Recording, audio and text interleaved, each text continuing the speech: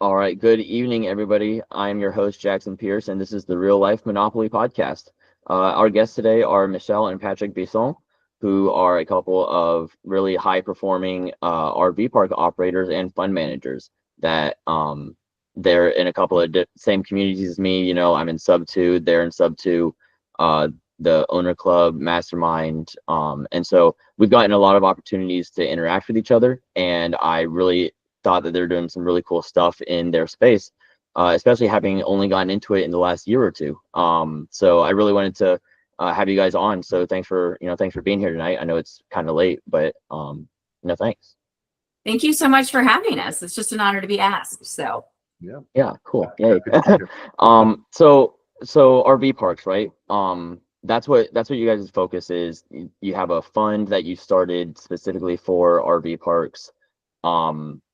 Can we talk a little bit about like kind of how you got started? Because I mean that's not a place where people typically start in real estate. People start in real estate by finding a duplex and they live in one side. That's where people typically start, right? That's like the story that everybody kind of follows. But you guys didn't. You guys went straight from whatever you were doing before to let's buy RV parks. Can we talk a little bit about that, how that started? Well, Mychele wants to tell it. Mychele is good. Do you want me to tell it? Yes, okay. I like it when you tell that story. Well, actually, so we actually did start in single family homes. We started about 5 years ago in single family homes for the Sub 2 community. So we actually, what happened is we had some friends over for dinner one night, and we were having a couple margaritas, and they had just up and moved to Tennessee during COVID, like just up and moved, bought a couple of cabins, moved out there, had 2 kids that were in a private college. And I was like, how are you doing all of this? And when they came to dinner that night, they started explaining to us that they had actually been investing in real estate for like 16 years. And so for 16 years, they'd been buying these long-term rentals, and they had this portfolio of rentals in Colorado. And so they were able to have the freedom, because I had seen them all over Facebook. They traveled the world. They did all kinds of things. And I was like, pretty sure she stays home. Like, I don't know what they're doing. And so that night they kept telling us about what they were doing. And Patrick actually picked up on one word, and it was cash flow. So they kept saying the word cash flow. And so when they left, he was like, I don't know what this cash flow thing is, but we need to figure out this. This is what I think we should do. And I joke that Patrick and I hear words very differently. So Patrick sits there and says, we should look into this. And I hear we're now investors.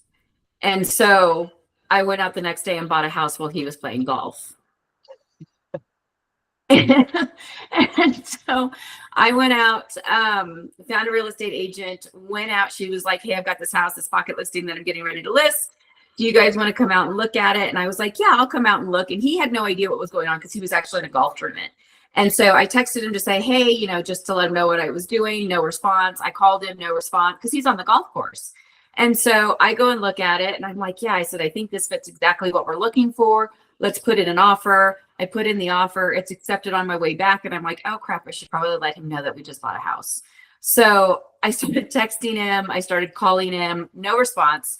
So as I'm driving home, he finally calls me back, and he's got all these missed phone calls and missed text messages. And his first response to me was, hey, are you okay? And I was like, no, I'm fine. By the way, we bought a house. And he was like, what do you mean we bought a house? And I was like, it's fine. We'll talk about it later. And I hung up on him. Honestly, that's probably the best thing you could have done at that point. It was like, no chance to argue. We're already under contract. Sorry. Yeah, very much. So, like, when you say we just bought a house, though, like, I mean, did you like close? You didn't close on it like that day. You put in like your offer, and you were like, here's the contract. Take it. Yeah. So we put in the offer. Put in the offer for us, and it was accepted. I went home. I literally listed it that afternoon. We were still just, we had just gone under contract. I listed it that afternoon for rent. And 2 days later, I had a deposit, and I had a contract to have it rented the day that we closed on the house. And so I went back to Patrick, and I was like, oh my gosh, look at how easy this was. We're now making an extra, I think it was like $500 to $700 a month, and we didn't even do anything. And he was like, well, let's try that again. So we actually went out Monday. So that was Saturday. So Monday we went out and bought a second house. and did the same exact thing. So now we've got 2 houses under contract that are supposed to close on the same day, and we closed them on the same day and spin them on the same day. Wow.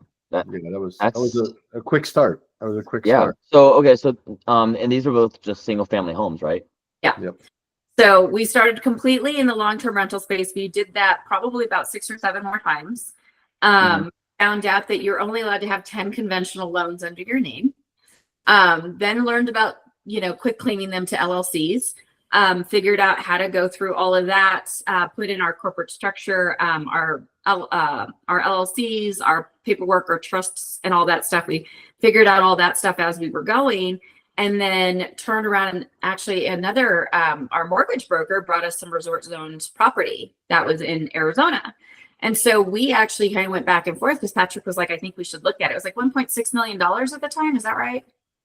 Original price was 1.5 or whatever. Yeah.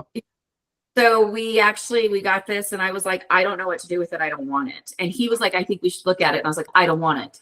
And so we kind of went back and forth, finally turned it down. A couple of weeks later, I think it came back and it was at 1.2. The guy brought it back, and Patrick brought it and was like, hey, I think we should look at this. And I was like, I don't want it. I don't know what to do with dirt. And so we actually, he denied it again. It came back at 900. And then he came back, he goes, no, we really need to look at this now. And so we kind of went back and forth, and I jokingly said, hey, tell him we'll give him $500,000 in cash or no go. And he was like, they're never going to take that. And I was like, I don't care. I don't want it. And so he went back, offered it to him, and we actually ended up settling at 565. Wow.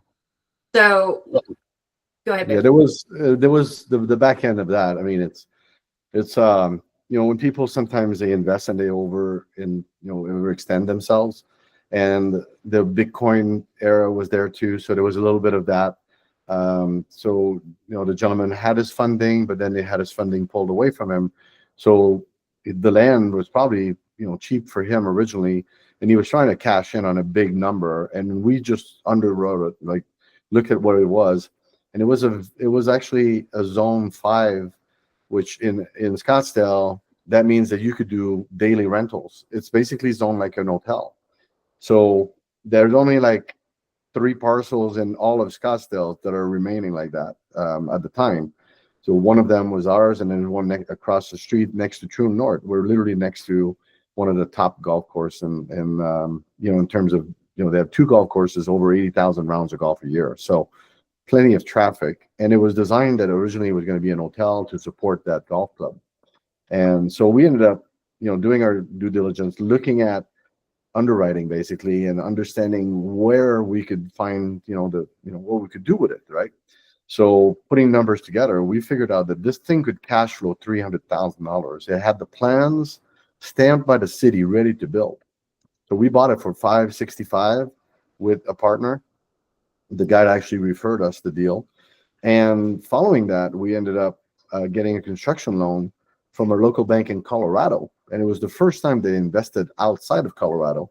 So we pitched them pretty good. We had the full underwriting, like I said before, and all my numbers, and it was all very conservative too. So we were excited about that, and it took us 2.5 years, but we finally got it built because COVID really hit hard during that time. Yeah. So, and then we just moved on. Before that, Mychele, actually, you want to talk about how, because she didn't know what to do with dirt, but then we also didn't know what to do with short-term rentals because we had never done it. So, right. Yeah. And so we actually, as we started breaking ground on the resort, I realized that I didn't know how to run a short-term rental because I'd never done one. And I'm very much a jump in and learn kind of person. I don't do well when people tell me how to do things. I have to learn it. And Ready, so, fire, aim, right? huh? Ready, fire, aim. Correct. Like I'm very much that way. Like so I called my local real estate agent, and I was like, I did a bunch of research and found a place that had really good numbers for short-term rentals. And so I called her up and I said, hey, I'm looking for a place in this place. Do you have an agent that works in that area? And so she's like, give me an hour. So an hour later, an agent from that area called me, and she was like, I got your name from so-and-so. What are you looking for? And so I kind of gave her a list. I was like, this is what I'm looking for. This is what I'm going to do with it. This is how much I'll pay you.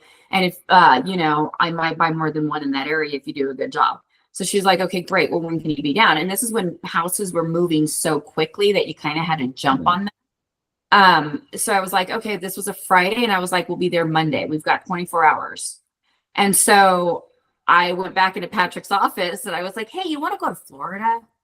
And he was like, why are we going to Florida? And I was like, I think you should just hear me out.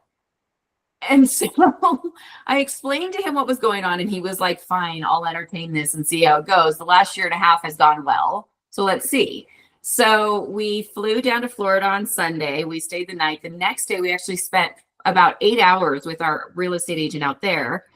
Went through a bunch of different houses in a bunch of different areas. And then finally, at the last one, she said, I have one house that is going to go on the market in a couple of months.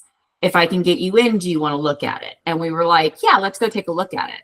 So we drove over there. And the funny thing is like Patrick said this to me later because he said, oh, the yellow house. And I was like, what yellow house? I didn't even register. Like I could not tell you what the inside of the house looked like. We walked in, for less than. Is she frozen for you? It looks like she froze a little bit. So We wanted. Mychele, you're frozen. It could be the Wi-Fi. What I wanted to do was I told her, this is the price that I'll pay you. This is what we want to do with it. And we will rent it back to them until January when they can move into their new house. And so this was in October. And what ended up happening was they took it. So we actually got it below what everybody else was selling for. We rented it back to them for 3 months. And then on January 5th, they moved out. Patrick and my stepson moved in and they gutted the entire thing and renovated it. And then we got it all up ready for the market. And as we were there.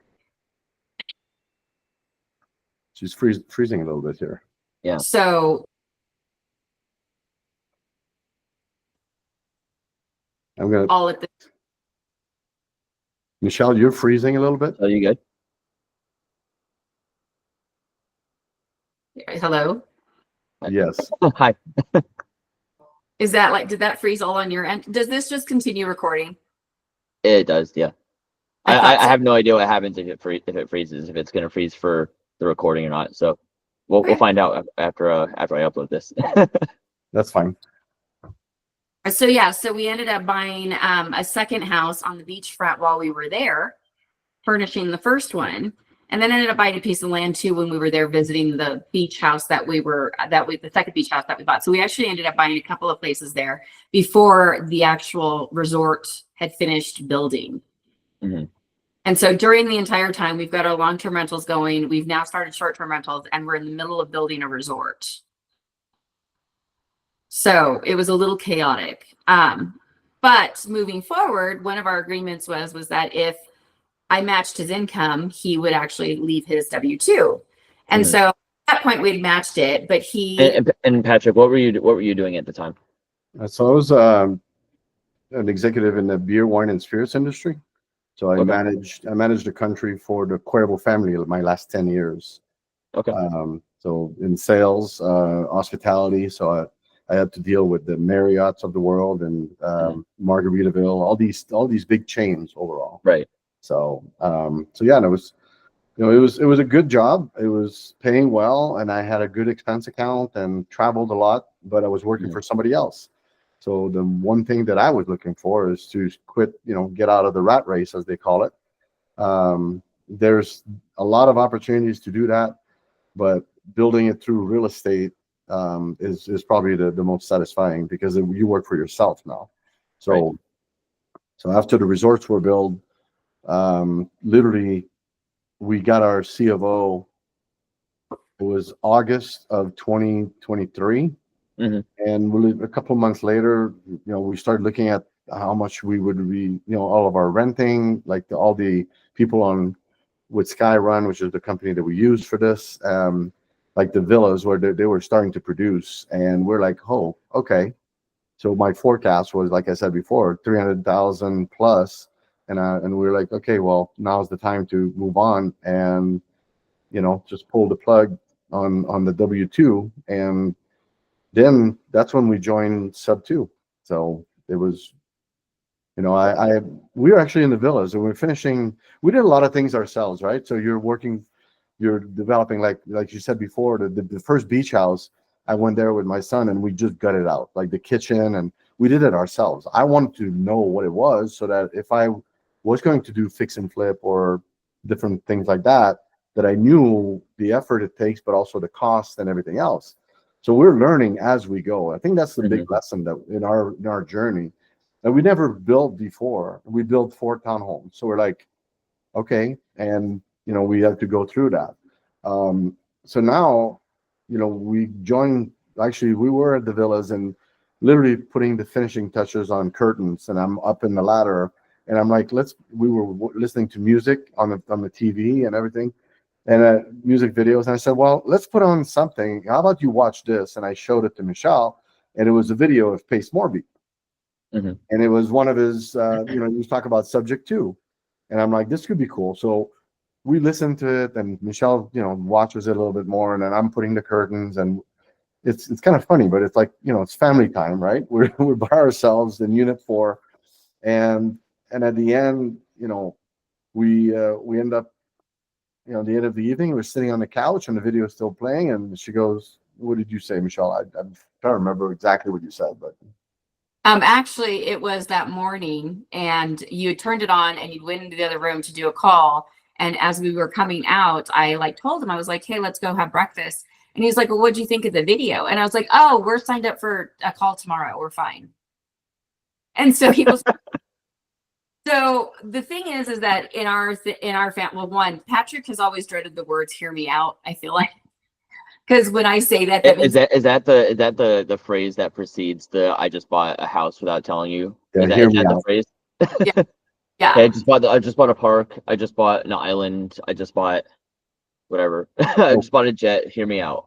we're not there yet, but I could tell you that she's been looking at islands. I think To so. turn into a resort. Duh.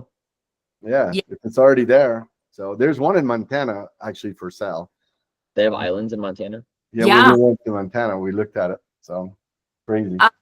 Right, we did. But I think that like, and he's not the only one. Like my friends hear it too. Like my best friend is actually running one of my parks right now. They actually left everything in Colorado and moved out to Virginia to run one of my parks. Wow. And it all started with, "Hey, hear me out." Jeez. Oh What if boy. you quit your job, dropped everything? And moved to Virginia. It'll be fun. Virginia's beautiful. Virginia's a great place to be. Yeah, no, it actually is. It's a really pretty place where it is, and it's an hour outside of Roanoke and hours outside of where her dad lives. Her dad had a stroke a couple years ago, and so it's hard on them because she's had to go back and forth to see him.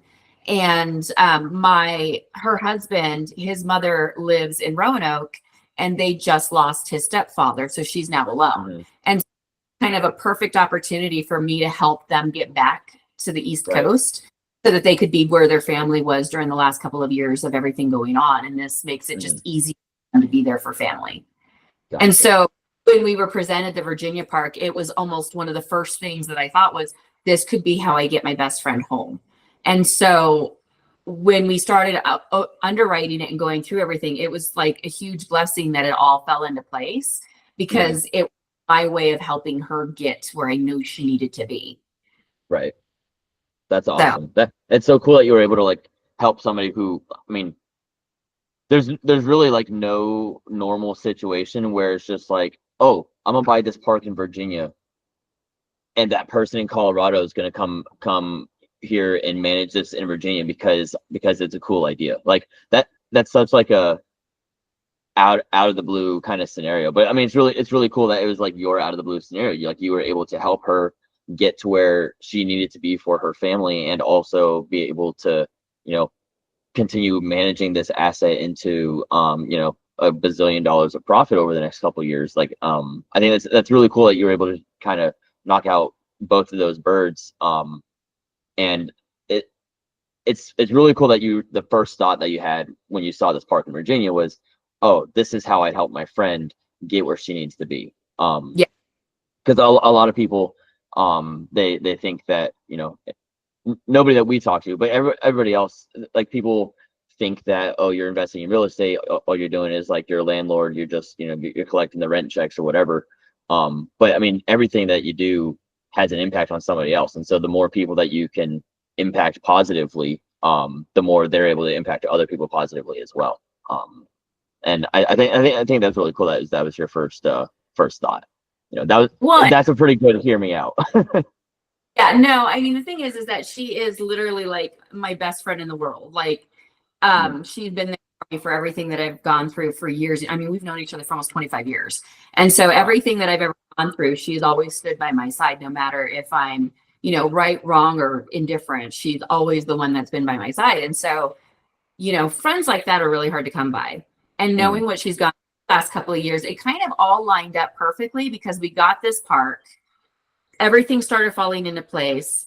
I knew what was going on at home for her, and I knew that she was really struggling, trying to figure out how to go back and forth, and especially with the rising costs of travel, and she's got a full family. Her son had just graduated from college, and it actually kind of literally all fell together because her husband's job, they closed down their main offices here in Colorado, so now he went completely remote. Her son actually ended up moving out the same week that she was given the offer to move to Virginia. So didn't have to worry about him. And her daughter was perfectly fine taking over the house here.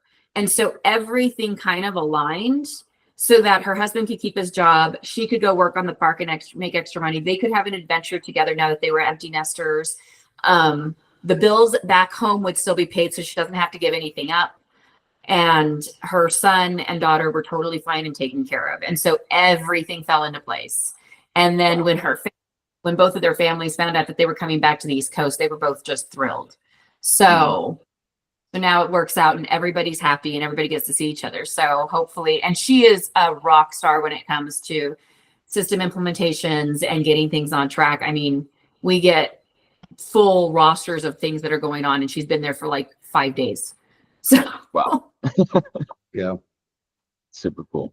So when we joined Sub 2, we didn't know what we were looking to do. Like, we just knew we wanted to do more real estate, and we were kind of tapped off. That's the reason why, like Mychele mentioned it before, we had conventional mortgages on all of these. And I could tell you that if we would have been a year earlier understanding the Sub 2, we probably would have had like 30 homes in a year, right? Because, like, going back to when COVID was there, the interest rate was so low, people were buying homes, but then people needed to move anyway. So Subject 2 would have been amazing to know back then. But we made the best of it. We started looking. I was looking on Discord. I had plenty of time now because I was retired. So I looked at Discord, which was the channel that we were. When I joined, that was available. Now it's all it's a new system, but there's a lot of deals that were floating there, and I went back in time. I literally scrolled back as far as I could on some of these channels, and I found this deal that was sitting there 187 days, and it was an RV park. But I was looking at that time, I was looking at mobile home park or storage unit. I'm like, maybe that's where you can get cash flow. And Mychele and we sat, and I'm more about setting goals, and Mychele was like, really? Like, but she's more about taking action faster. But my goals are always big, and are always, like, I call them BHAG, right? Big, hairy, audacious goals. And I said to her, at the time we had like 14 doors, and I said, we need to double our doors by the end of the year. And she goes, it's October. How the hell are we going to do this? So I said, well, you could double doors by volume. So I looked at, that's what I said, mobile homes and storage unit. And at the bottom of this listing, I swear it was like the last scroll, and there was like these 3 deals. One was, a mobile home park, I don't even remember where, and one was a storage unit in Michigan, and then there was this deal in Missouri, and I was like, what is this? So I started doing underwriting because I was studying Bo, right? Everything that Bo will teach you on Subject 2. Great resource, amazing brain. So followed him and used the underwriting template and started doing this. And I kind of adapted it from a multifamily to RV park. And the numbers were just coming out. And I was like, this is not serious, right? The cash flow, the net operating income, the cap rate, all of these things were far superior than multifamily. And I said, I could buy a property for, at the time, they wanted $3 million. And I said, well, first of all, it's been sitting there for 180 days plus. So I'm sure that the seller has pain. And so Mychele and I, that's when I said, hey, what do you think of this? And she said, again, let's go. So we did. So we went and checked it out. We flew to Springfield, and it was, one thing led to another. We walked in there. At first, we're driving in, and I rented a car. It's this big Escalade, or it wasn't a fancy car, but big SUV, right? With tinted windows from National Rent-A-Car. And I'm like, we're pulling into this RV park that looks like it's a drug-infested, potentially prostitution going on there at the same time. And we're like, oh my God. And she goes, turn around. And I'm like, no, we're going through it. So it was good. And then, but yeah, we ended up buying that property, making an offer. We bought that property despite how it was, but we got it because, again, we digged in, and I did my underwriting, and I showed the seller and the agent that this property is not worth $3 million. It could be worth $3 million, but we got it for $1.8 million with seller finance of $540,000. So we had 30% seller finance, and then we brought in an investor. So that was our first step, and we closed it on December 28th, 51 days after we started with Pace Morby. So wow, Yeah. that's awesome. So, a huge lesson though in that, like besides positioning the entire thing, later we've become friends with a lot of our sellers as we've gone along. But later we were having a conversation with the seller of our first park, and he actually said, he goes, oh, well, I would have seller financed more. And we were like, what? I was like, oh my God. Because you never know until you ask. So that would be a big lesson for everyone. Yeah. Anybody that's watching this that really wants to think about, like, I want to get an offer seller finance, but I don't know what's the limit. Well, start with 100%. I mean, I didn't start like that. I mean, I was like $3 million. I got him down to 1.8 and seller finance 540. I thought I was doing well, and I did. But we got to get to know him, and we started talking more. And he doesn't really do a lot of investment. He buys hotels mostly, and he says, "Yeah, man, I don't need that cash. Like, I would have seller finance. I'd rather make money off of my cash." So I was like, "Okay, lesson learned." So I actually went back to him for another deal. I said, "Hey, we're doing this," and he goes, let me look at it. So he's interested in working with us now. But it's very interesting dynamic when you turn your seller into your lender. Exactly. Wow. And then you never know, right? So when he said to Mychele and I, like, oh, I would have seller financed 100% or more, like originally he said 540, it was 30%. He said he would have done more. You never know, right? Yeah. What's the worst case scenario is that they say no, right? Or they counter. Exactly. Oh no, they countered my magic number of 100%. Like, okay, well, I guess I'll take 80, right? Like, yeah. Well, then maybe you end up with 50, but it's better than 30. Yeah. Right? It's better than like nothing, really. Yeah. And I used that knowledge on the second part. We bought another one in Missouri, because I went there, and I was telling you again, the way we operate is that I go in and I learn, and Mychele does the same thing. But I spent 3 months in Branson, Missouri, where the park was, and we had to do renovation. I mean, we cleaned it up. There was 5 containers full, 5 30-foot roll-off of crap that came out of under all these RVs and people that expended themselves. And we called in the young boys, underprivileged kids that work, and it's called Lives Under Construction, a great concept where these kids have no family and nothing to look forward to, and then we hired them to blow all the leaves out, right? So it's Missouri, big trees and a lot of oaks, and so we did all of that, right? So I stood there and I did the learning. I lived there, and I understood what an RV park was. I changed pipes, I changed drainage, sewer pipes, I changed, we did a lot of things. And then the guests would get into it with me because they loved the fact that we would beautify the property. So that It was a lot of fun. So they were big trenches and everything. Like they were excited about it. It was so fun. Mhm. So Wow. the second park we bought, just to finish all of that episode there, but I used the lady did not want to sell her finance at all, and I understood why, because everybody was trying to get it for cheap and getting that they were presenting seller finance in the wrong way. Yeah. And I'm so glad that I just went there to look at the park, and I told her right away. It's like I told the broker, I said, I want to meet the owner. I know she doesn't want to sell her finance, but I want to see it. And it was such a great property. It was a great meeting, and I'd never pitched it. I just like met with her and complimented her, and she did a great job, her and her husband. Mhm. And so we ended up later on that day, got a call from the broker saying, she might be interested in seller finance. And we're like, okay, let's talk. So then we ended up talking, and we ended up getting the park 100% seller finance. Wow. Yeah. And it made sense for her. Mhm. It retired her from her W-2 job also, and she now works at the park. She has a 3-year contract with us, and she remained in the company. So we ended up doing an LLC purchase, where now we own 95% of this property, and she owns 5% with a future value. So I worked it out, right? I worked it. I used the seller finance. So now we kept all of her. She had 2 small loans, but they were great rate, blended rate of 5.5. You can't get that commercial right now.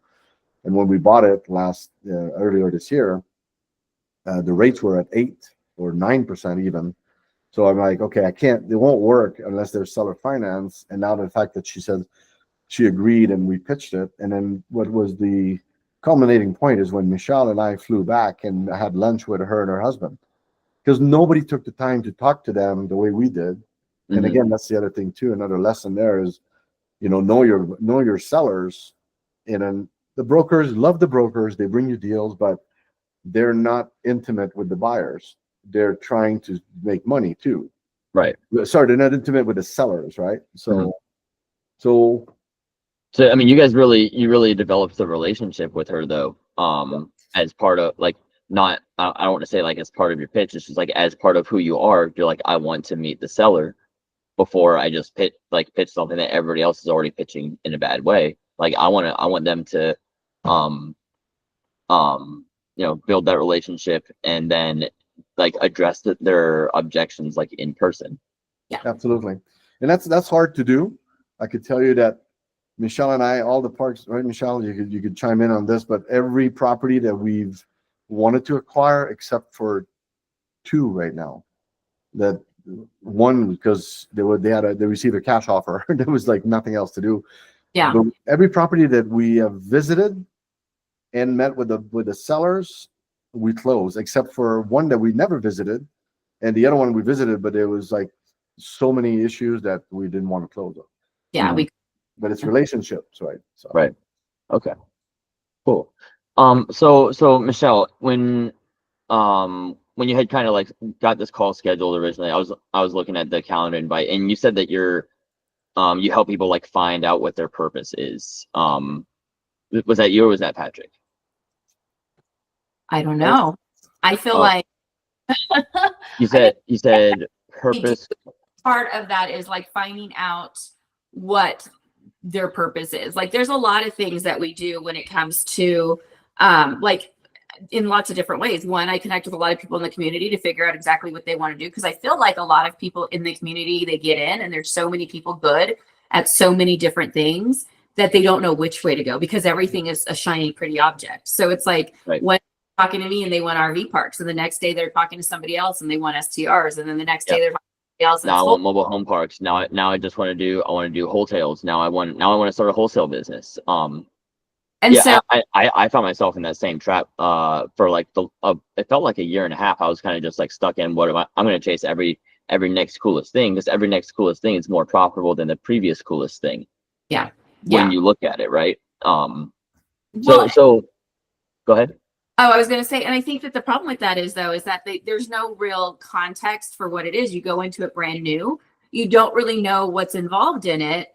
And so you just go from one thing to another because everything's great. And so it's like, thankfully, because I've been in so many different parts of real estate, when we've done short-term rentals, long-term rentals, single-family homes, we've built a construction resort, we've run a resort, we've now been in RV parks. We've done a bunch of different aspects. Like I can sit down with them and say, okay, like, let me tell you the work behind these things. Which one do you feel like you're capable of handling? Right. Because I feel like, there is a big learning curve when you go into things, and you can't just I mean, even for us, our first park, like we had already done, I think we came in with like $18 million worth of assets.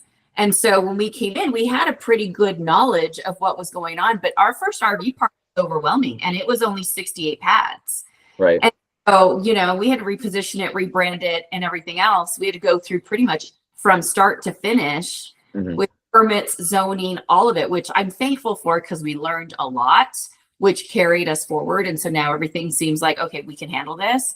But because there was so much learning in it, I was thankful for all the stuff that we knew beforehand. We already knew how to handle zoning and permitting. We already knew how to look things up. We knew how to get in good with city council. Like those were all skills that we had learned in other assets. And so into it, while it was still overwhelming, it was not as bad as it could have been. So when somebody comes in, they're like, oh, we're going after this, like, $10 million park, and they've not done anything half of that size. I always get kind of freaked out because I'm like, that's a lot of work. It's a lot of moving parts. Right. And even going into like our Lake Ridge Park, there's so much going on and our hobbies that it's overwhelming because we're in a week and we've hit 5% of the things that need to transfer over at this point. After a week, 5%. Right. And like, there's lots of different things that come up as you're transferring things over, is like fees that you're, if you're not prepared for them, they'll cripple you, or like, finding out that, your entire roof is shot, or, things like that. You have to be prepared for those curveballs to come in. And if you're not financially or mentally prepared for that, it pretty much smacks you in the face. Right. So no, I can definitely see that. I mean, that's true in pretty much any aspect of real estate. I mean, you can go into a project and think what's going on, and you have an unexpected additional thing that you have to fix the roof. Like the roof is what gets everybody. Roof or plumbing or electric, it gets everybody, or the foundation. And if you're not if you either don't know how to handle it or you haven't handled it before, it can definitely, just like you said, it can be like that slap in the face that it's like, well, this is gonna be an expensive lesson today, isn't it? And that's true in like pretty much any niche. What would you guys, you've closed multiple parks, you've started a fund. What would you say to somebody that is kind of in the situation you guys were in? You're doing some some small multifamily, some single family. They've got like 10, 20 doors, and they want to get into a different asset class. They've got a bunch of long-term rentals. They kind of don't know where to start when they're looking at RV parks. Like they go on Biz Buy Sell or Crexy or something. They type in RV park. They're like, all right, well, first of all, where do you find RV parks? But then like what are some like the key things that you guys looked at or learned from your first park that you wish you had known going into that very first park? Patrick, I'll let you answer this one because you're so good with all of the like knowing like, okay, this is how much all this is going to cost. Like high level underwriting, right? Like just kind of like overview, like when you're looking at a park, where's the money come from? What things are expensive? What numbers should you be targeting for cash on cash or cap rate or whatever? So we kind of establish our own little criteria, right, as we go into this venture. So first to your question is, where do you find those parks? Anyone that is in your circle, right? You got to start asking there. Hey, do you know anybody that's selling an RV park in your neighborhood, in your area? Because you and me and we are all across the country.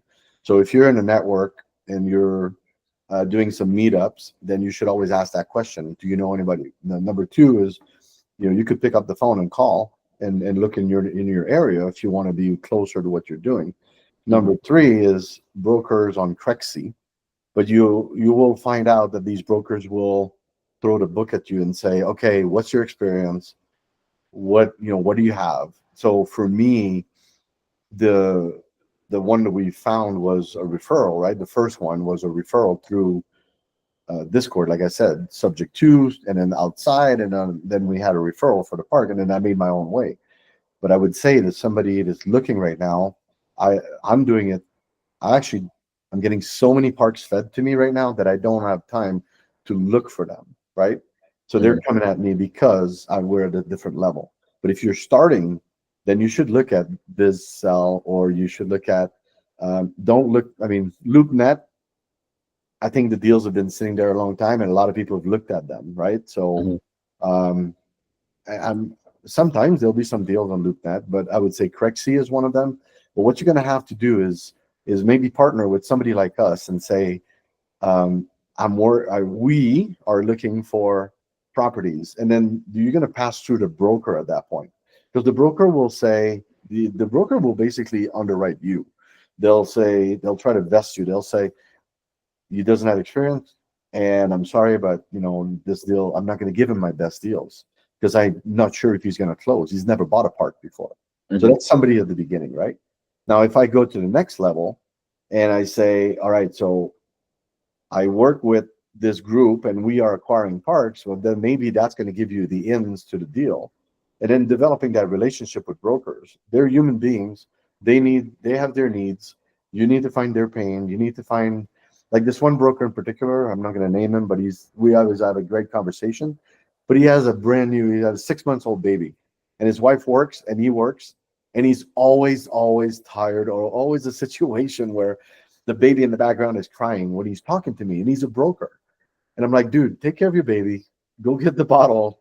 Literally, that's what the conversation we have, right? But I became friends with him that way, and he just sent me 2 more deals that are off market. And he's a broker, and he goes, they're coming into my office, but they'll be listed in a week. You get first dibs. And I'm like, great, right? Then the third point to your question is basically what is my criteria, or the way that I'm doing it? I could look at a deal right now with the experience that I've done in a year. We're actually a full year into sub 2 and Owners Club.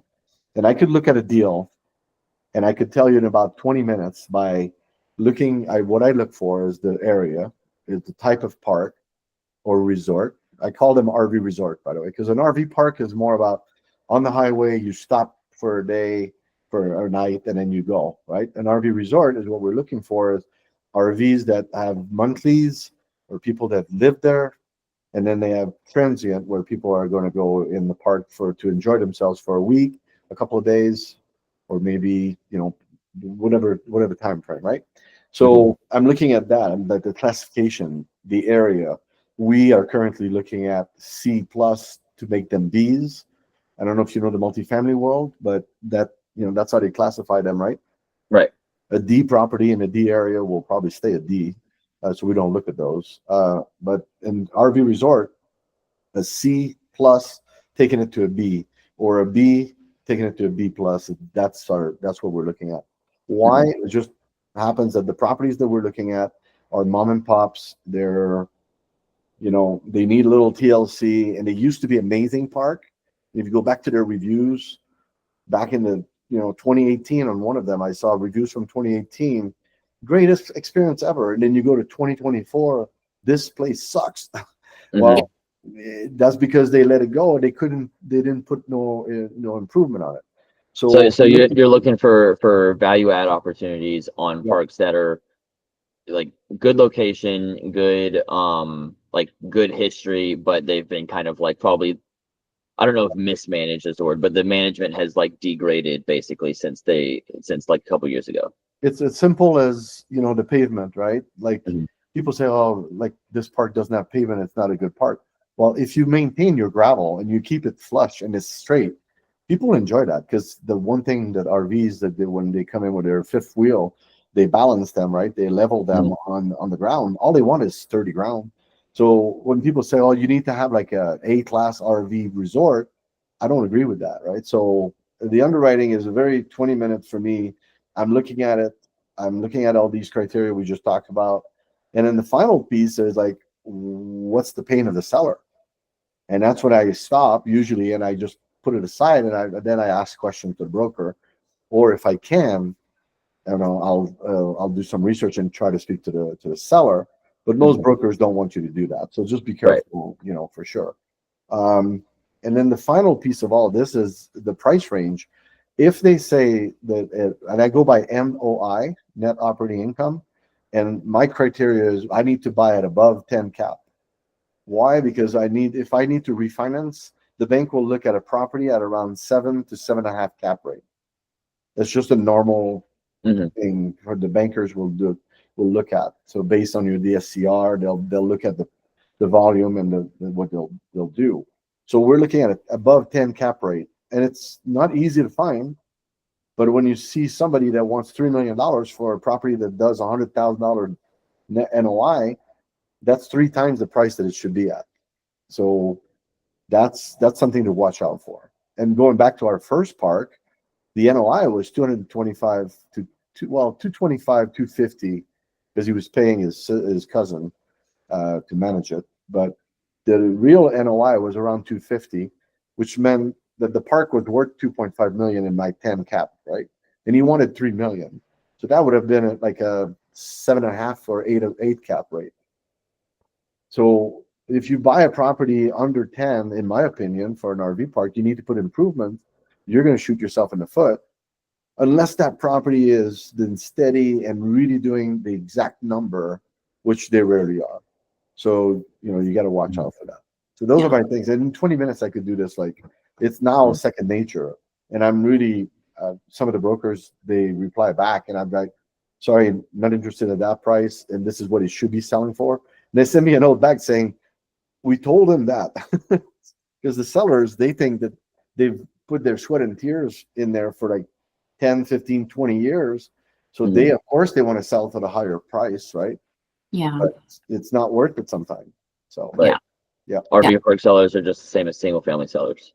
Yeah. And they have an idea of in their head of like what the house is worth, and sometimes they're right, and a lot of times they're not. But it's like you understand why they want it to be worth that. Like, I mean, that might have been their home. It might have been like for this. I mean, this is a 20, 30 year project that they've like created. They built it from literally they cut down the trees. So I mean, you can totally understand like why they want that. Always find their pain for sure. Yeah, I think finding their pain is a big deal. I know for sure, like when we do go in, because I'm more of the emotional and psychological side of that whole thing. And so when we go in and actually start meeting with the sellers, some of the things that I pay attention to is like what points they're trying to make, knowing exactly like what their pain points are. And one of them is usually that they want their park to continue going on. And so that is like a big thing that we talk to them about. I mean, it's their legacy. It's because it's completely their legacy. And so that's one of the things that we talk to our sellers about is, like, we don't want to change the campfire. We want you to come back to great grandkids and sit around the same campfire. We just want you to have better bathrooms. Like that's what we do. So, and I think that people forget when you're going into a project like this, especially if you're seller financing, you're marrying that seller. So the harder they are to work with in the beginning, like we usually just cut ties. Like if they're just combative and they're just hard to work with, we're like, okay, this isn't our park. We're not your buyers. Right. Because we're going into a marriage and nobody wants to wake up to somebody screaming at them at the breakfast table every morning. So, so one of the big things that we look out for too, and that's why we really like to bypass the broker as much as we can. And our brokers that we work with know that they're always going to get what they deserve. Like they're always going to get paid if they've helped us do the deal. So they've kind of learned to step back and let us go in and do negotiating. And they're perfectly fine with it, but it comes with building that good trust and that good relationship with your brokers. Okay. Wow. Yeah. You guys have definitely dropped a lot of value bombs while we've been talking.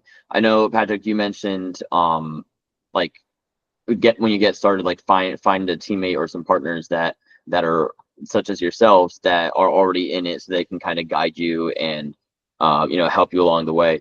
How does somebody I know you guys you're always raising capital for your fund. You are constantly going to acquire the next deal. You have one that you just got under contract, you mentioned, which congratulations, that's awesome. How do people get in touch with you guys? How do they invest with you?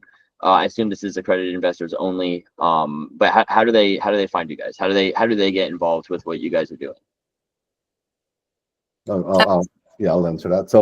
So the fund, just to touch on that. So we started a fund because we didn't want to raise for each property one at a time, because you're under if you have dollars available when you're targeting a property, it's much easier to get that on the contract because you're more credible, right? So I was telling you about the credibility for those people that are starting and they want to get their first park or they want to get their first property. If you go to the multifamily world, you're going to need a sponsor, because the majority of the multiplex are going to be, $10 million, and you're going to need a big sponsor, and that sponsor is going to take a big chunk of it. What we decided to do is start the fund, and it's accredited investors, but it's fairly easy for somebody to be an accredited investor. And there's different ways to go about it. But at the end of the day, what we are recommending is that you could partner up with somebody. We could be sponsors for those people. If they find a deal, come to us, and then we'll work together on it, and we'll help them get their first property. And of course, we'll take a little portion of it, but that's not the purpose. The purpose is to educate by doing, right? And learning from us. So the other thing too is somebody invests in our fund, they are now part of the family, and they get privy to everything we do. So we have investors with us right now. They're going to be driving to meet us at the next park that we're closing in Missouri, just to make sure that they see everything that we're doing, because we're going to be doing a due diligence. So that's our final thing, and we're closing next week. So we've already done all the financials, and now we're going to do the rest. We have properties that have been sent to us that we are going to be tackling ourselves. But if somebody says, hey, I really want to do this, well, we're also growing as a company, and I don't want to create a W-2 for people, but we do have roles that are important roles. So you're going to be either park manager or area managers or, underwriters, all these things that are peripheral. We've been hiring within Sub 2 and Owners Club. We've been partnering up with people to get to that level. So I think somebody that is looking to start, you could look everywhere, you find it. But if you find a deal and you're not sure, then we have space in our calendar.